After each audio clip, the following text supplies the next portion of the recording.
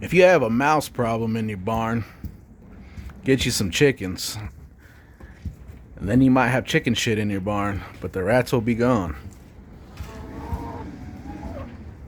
If you catch them on the old school wooden traps with no poison, they're a great treat for your chickens.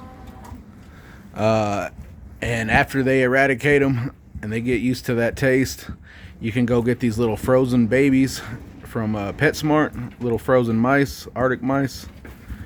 And these guys love them.